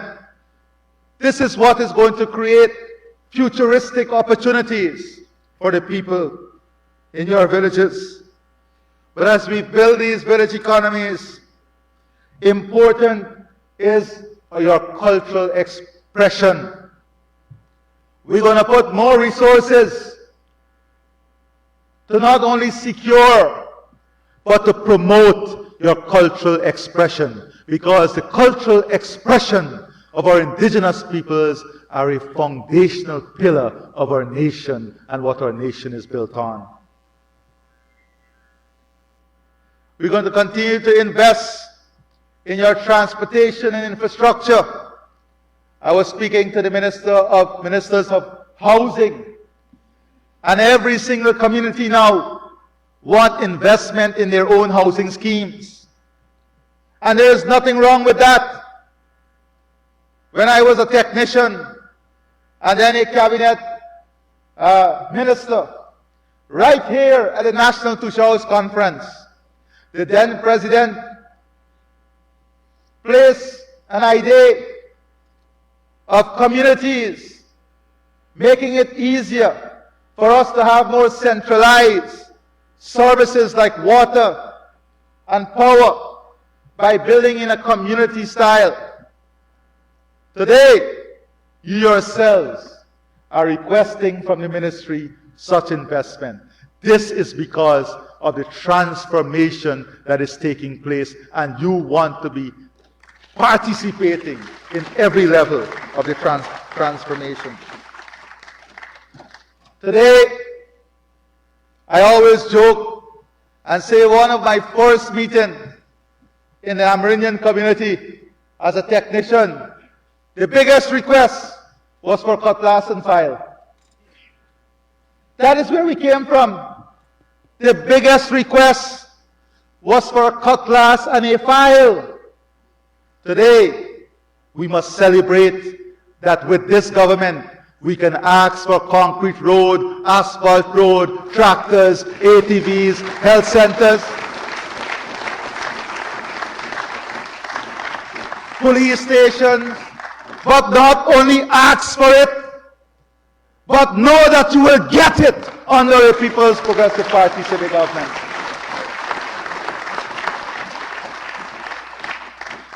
Let me give you a joke. I'm not good at jokes, but let me try. But this is not a joke. This is a fact. I want to ask the leader something this morning. Growing up, I know the Prime Minister, Anil, actually you're a countryman, I don't know if you're a countryman. But those who grew up in the countryside, there are stories of neighbor stealing neighbor duck or fowl. And when the neighbor steal the neighbor duck and fowl, PM, why are you laughing? What they will do is that they will cook the duck and fowl. And they will give the neighbor who they stole from some of the gravy. Now today we have a more scientific approach to this thing. Some people are coming in the name of philanthropy. But it's the same concept. They come in the name of philanthropy. They steal $10 million US, which is how much billion? $10 billion. No, you're bringing this thing down. You're calculating the interest and the penalty. But imagine you steal, oh my, you're slow on this thing. Imagine you steal $10 billion. You didn't pay $10 billion in your taxes. And then you decide, I love you. I am now in philanthropy. And I give you some gravy. That makes sense? You ain't giving no meat or no bone. You're giving the gravy. And then you say, it's philanthropy. My God, have mercy on thy soul. That is not philanthropy. That is exactly what it is, the old-time dog thief. I mean, it's a statement of fact. Let us be real for one moment. Let us be real for one moment.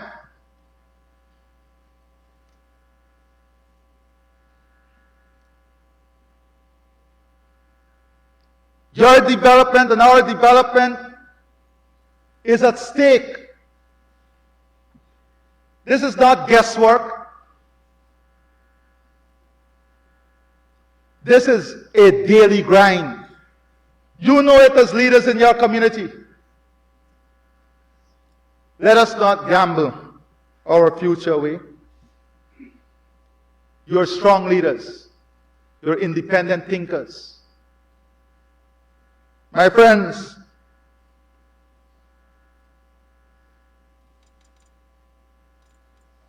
let us look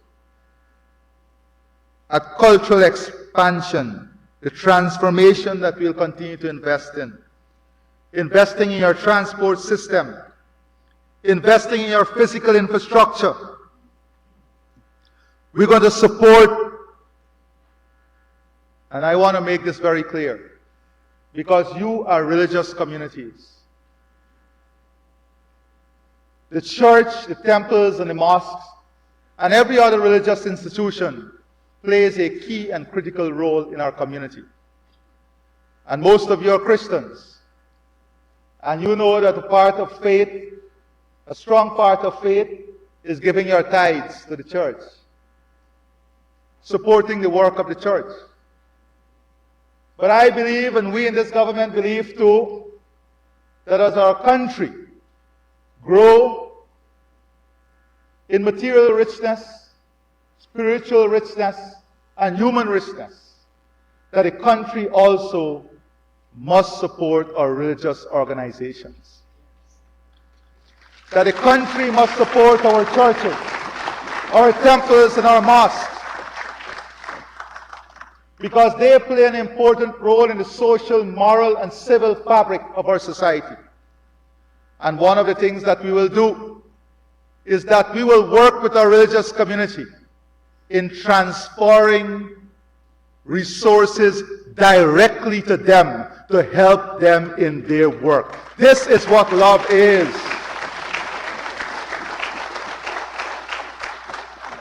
This is what building a one Guyana on strong grounds is.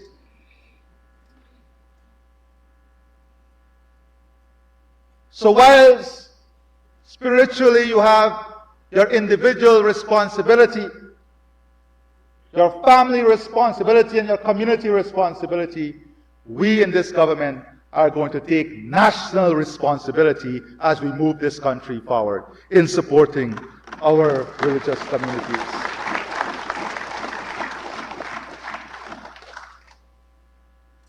We're going to invest to ensure the economic diversification of your communities, high quality, high speed connectivity of your villages, your children, your homes. You can trust us to disburse directly to you resources from the LCDS. Increases in your grants, presidential allowances, support to your children, the elderly, and women. You can trust us to increase such support in successive People's Progressive Party civic government. And important to you is security. Security is very important.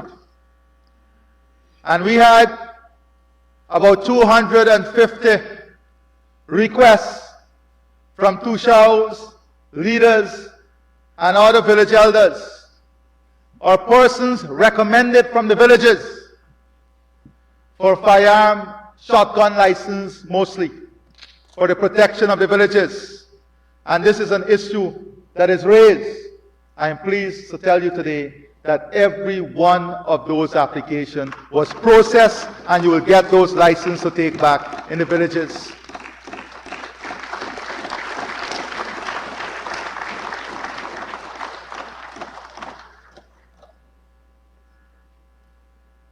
Training. We'll continue to expand the array of training. We'll invest in bringing more business and entrepreneurial opportunities, marketing and product development for your tourism. We're going to set aside specific resources under the Ministry of Tourism for hinterland marketing and promotion, for your direct village eco-tourism and other tourism facility will have direct marketing budget, separate and apart from the rest of the country.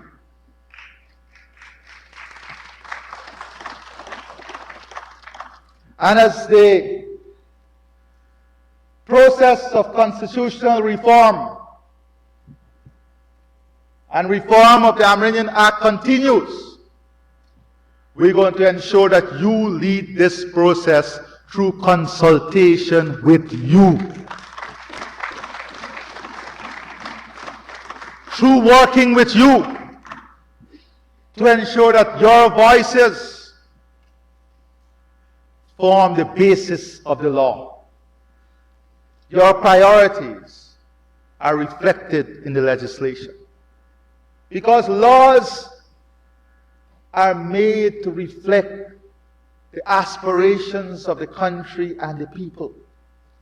Laws are not made to be on paper and on shelves. They are made to stimulate development, advance development, protect, ensure a just system. These are the things that we have to invest in. These are the things that are important to us. And I'm just giving you a few highlights. I can go to my speech now, but I know we have 5 days together. And I would leave the rest for the time we'll spend together over the next 5 days. But I want to encourage you to be strategic. For us to look at the big picture. For us, because we are listening to you here about the future too. For us to work together on developing that holistic plan that you can trust us to support you in achieving. That you can trust the People's Progressive Party civic government to supporting you in achieving. Together, we shall rise. Together, we are stronger. Together, we are better. And whilst there are few in our society who would shout a message to divide, divide, divide, our message in the People's Progressive Party civic is clear. Unite, unite, unite, unite, unite. And Annette, like Dave Martin would want us to say, whilst they say hate, hate, hate, we say in our message in the People's Progressive Party civic, love, love, love, love abundantly. Love abundantly. Love with all your heart. And keep all those unwanted rabbits out of the field of corn. You are biblical people, and you understand what I mean. May the Lord bless you and keep you. May the Lord make His face to shine upon all of us. God bless Guyana. God bless our indigenous leaders. God bless our indigenous people. Thank you.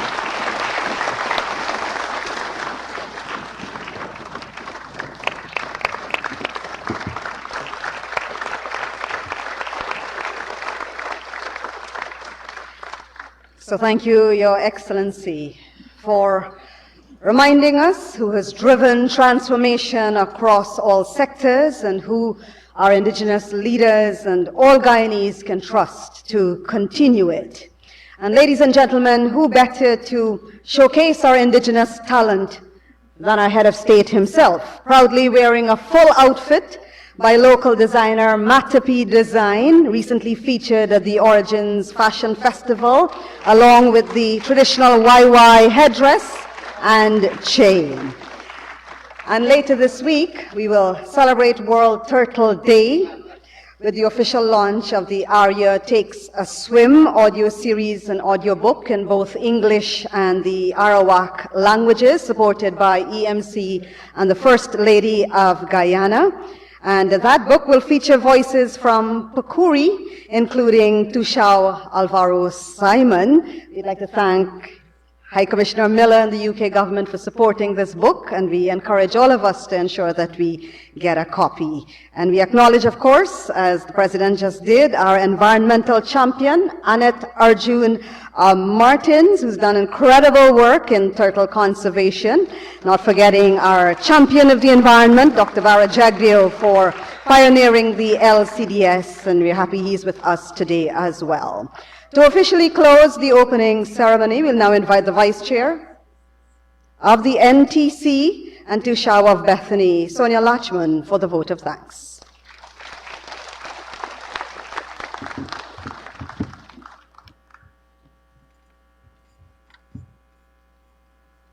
Pleasant afternoon to you all. Thank you, Michelle. All protocols observed.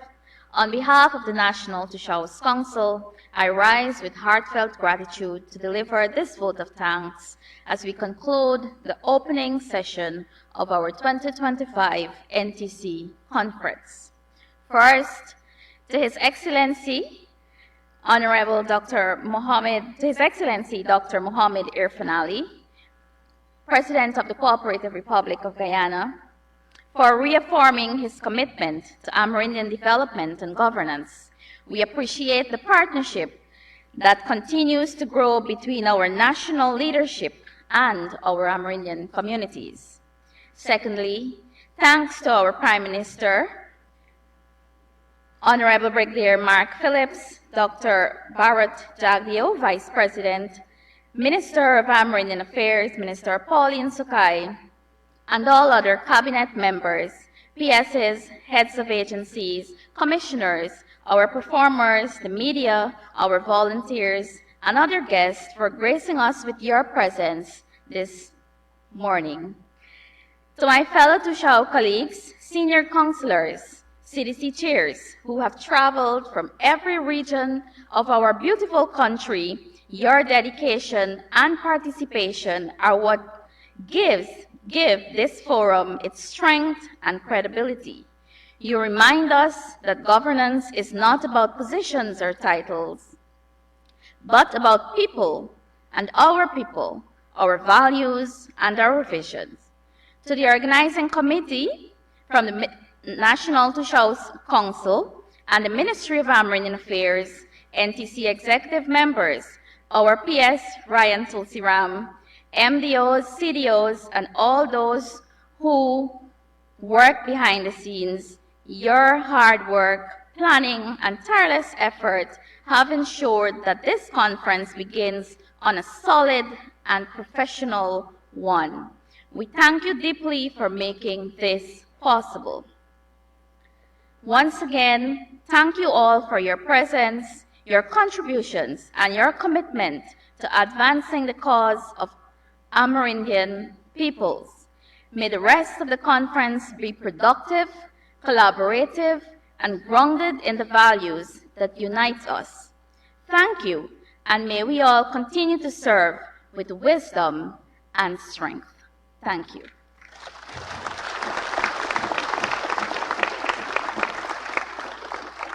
Thank you, Vice Chair. And now we will have the official photos with His Excellency, with Minister before we leave the dome. We'll begin with the NTC executive since you're on the floor, and we will ask our videographers and photographers to get in position.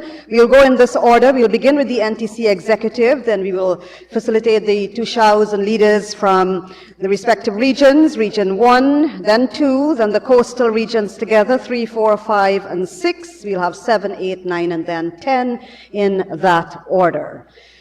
And once the photos are finished, we will then take our leave from the dome.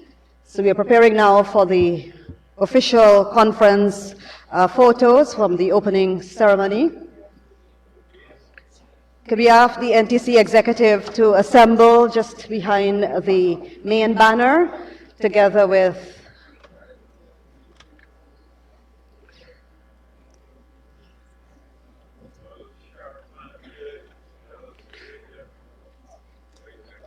the other Toshaos who are in various parts of the room. You can assemble together by regions now, if you can use the space downstairs to come together so we can move through this as efficiently as we can.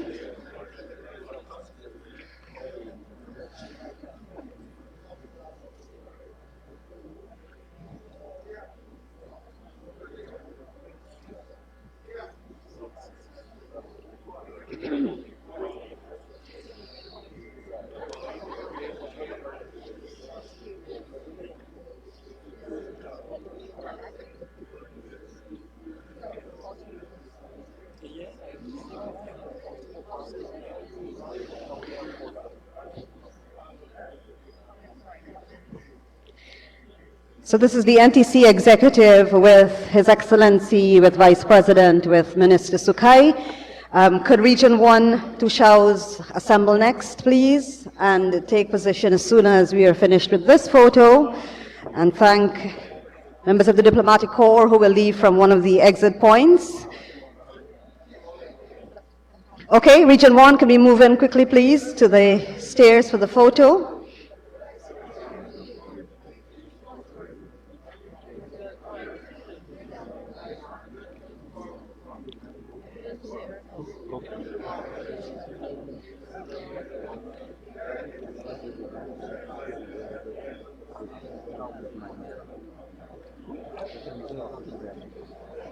Please come.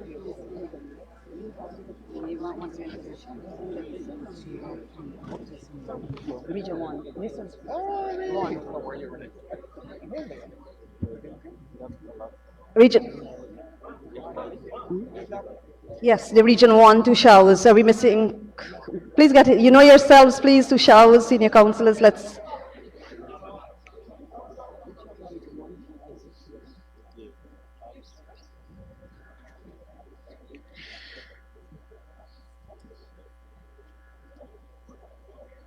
We still have Region 1 coming down.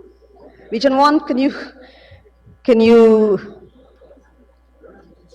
Region 2, we'll ask that you come stand here because we'll need to start seeing all of you to make sure we don't miss anybody from the photo. So Region 2, if you can come just in front of my podium to allow Region 1 for their photo. So 2 is here, and then the coastal regions, 3, 4, 5, 6 will follow.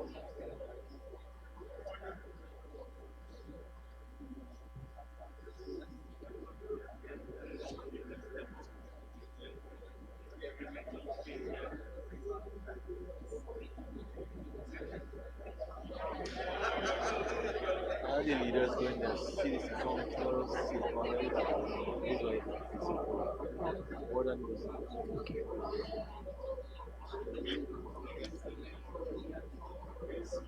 So we've got a big showing from Region 1 because we have our Toshaos, our senior councillors, our CDC chairs, the entire Region 1 delegation, hence the big photo.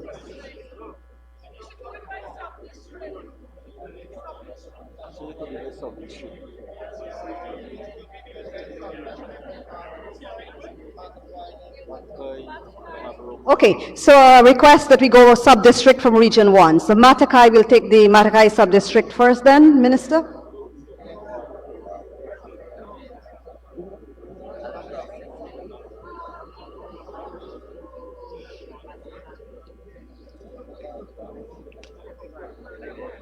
Please don't go too far if your part hasn't been called as yet.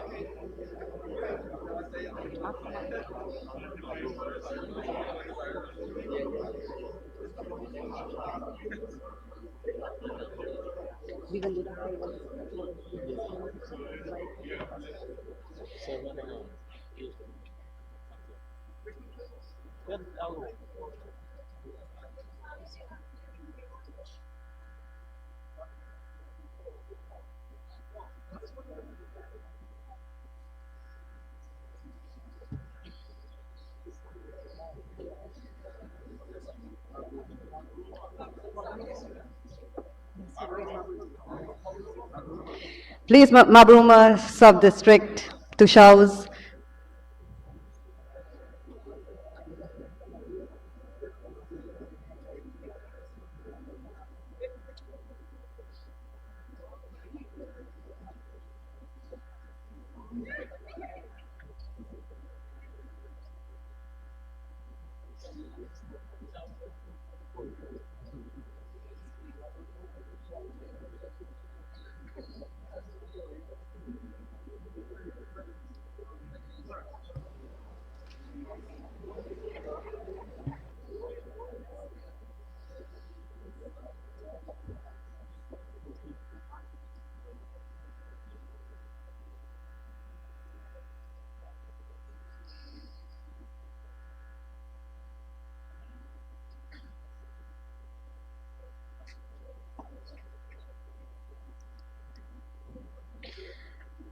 And now we move to Maruka. Please move into position on the stairs.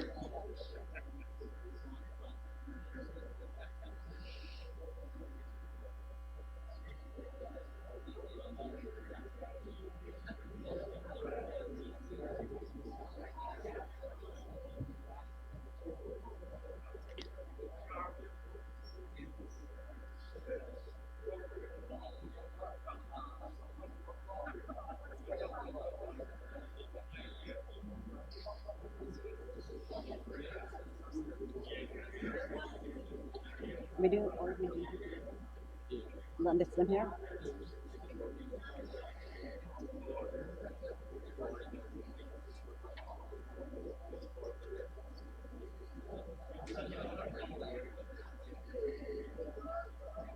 We're wrapping up with the Region 1 official photo to make way for the Region 2, so you're all together, Region 2.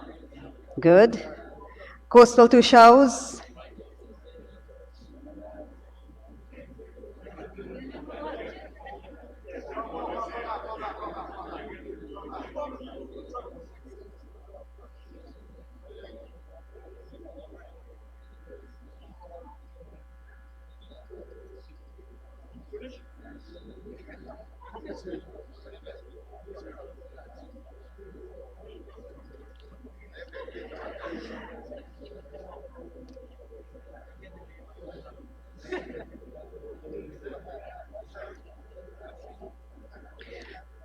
The Coastal Toshaos, can you come in front of my podium? 3, 4, 5, and 6. So you will go next. Then we'll do 7, 8, 9, and 10 by sub-districts as well.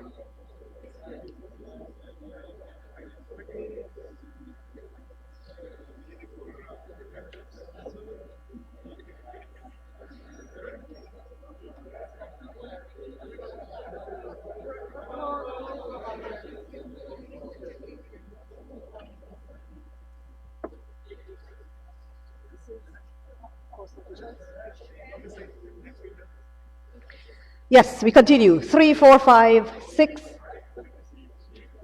3, 4, 5, 6.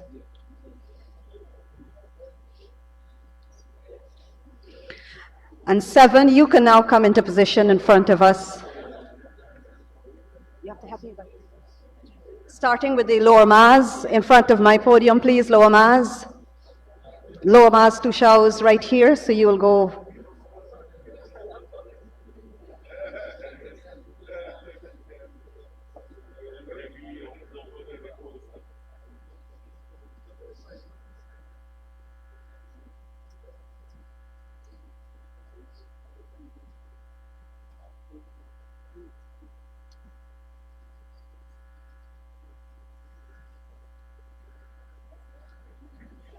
Let's do lower and middle Mazaruni, please. For Region 7, lower and middle Mazaruni will come up now. Yes.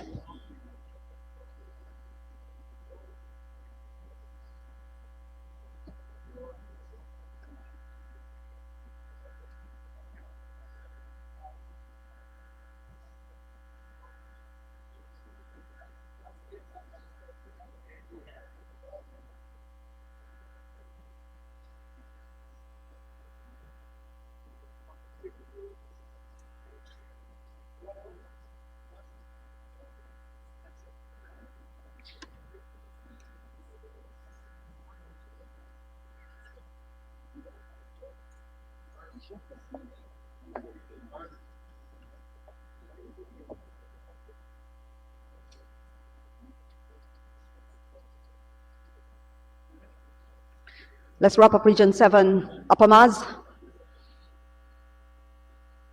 And 8, can you come down now in front of the podiums? We see you.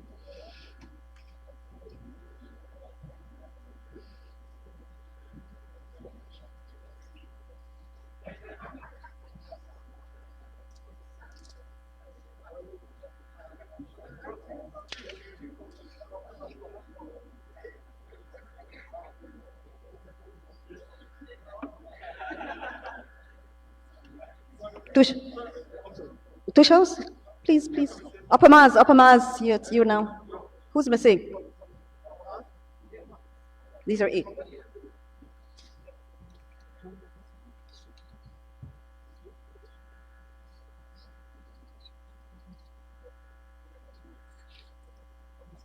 District 1, Region 8.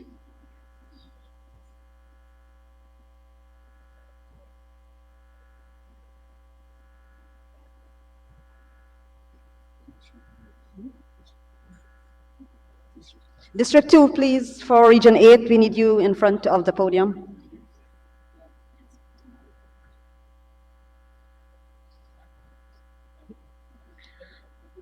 Nine, can you come to the floor? All of Region 9, I think we can fit, come down to the floor so we can assemble. Okay. All of 8, anybody else from 8? Let's do 8 all together.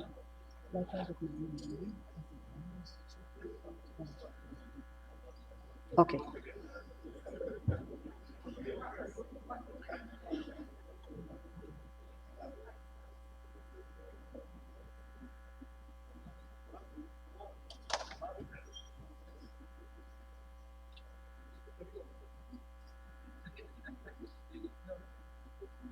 You can leave your bags Toshaos if it's complicating when you go on the stairs. Feel free to leave your bags, it's safe. You'll pick it up when you're done with the photos. 9, now we go to Region 9.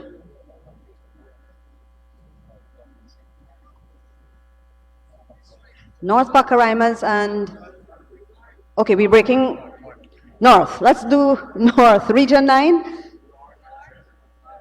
North and Central. North and South Pakaraimas. So Toshaos.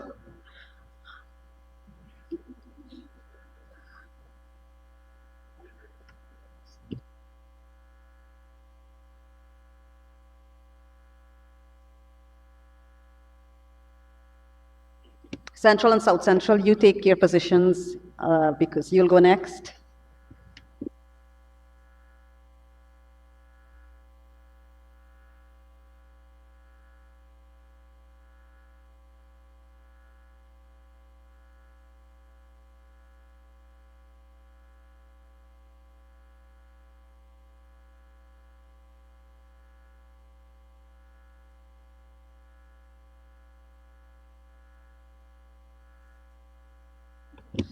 Central. Central and South Central.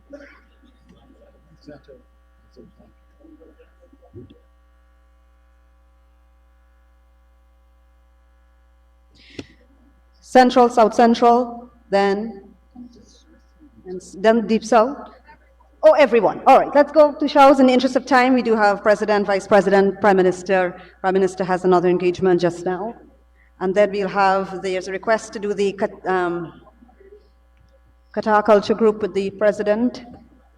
So you will go immediately after the Region 9 Toshaos. So these are all the Region 9. Any other Region 9s, please?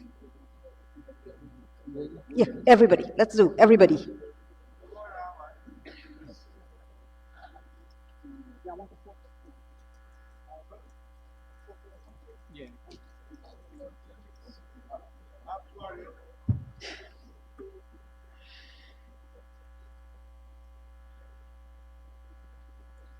Everybody for Region 9 is gone.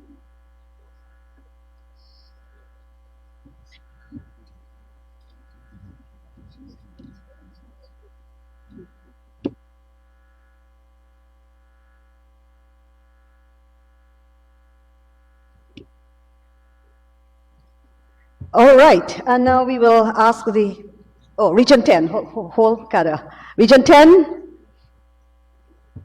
Region 10, and immediately after that, they've got a presentation that they'd like to make to the President. They have their names emblazoned on their shirts with their villages in case they get mixed up in the crowd.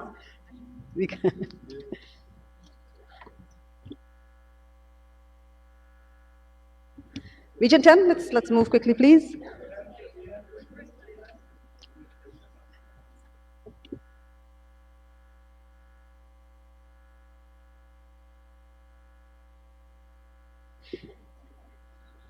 And immediately after Region 10's presentation, the Kada Culture Group would like a picture with President and Vice President and Prime Minister and Ministers. We'll facilitate that. Any other individual photos you will take during the week.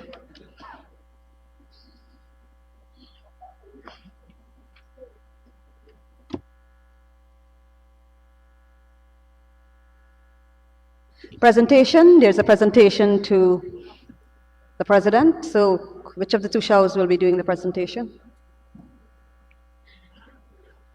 Kara, could you come a little closer because you will go up immediately after.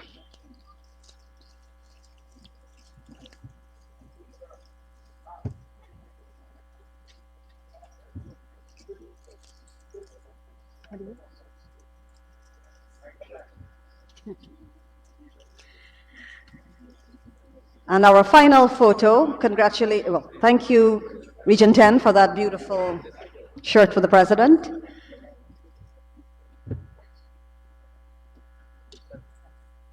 And the Vice President as well. P.S., apparently you also have to get a presentation, no? Later on, okay. So, Tushao, keep your shirt. We will do.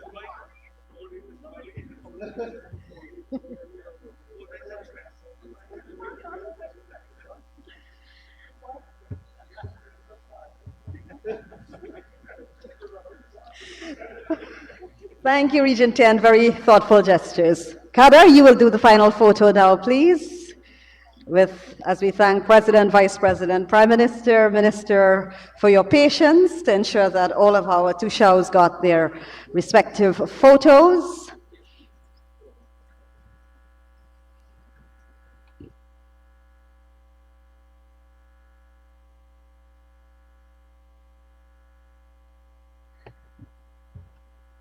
So Toshaos remaining in the room as we wrap up the final photo, you can now make your way downstairs for lunch. Immediately after President and entourage leaves the room, you can then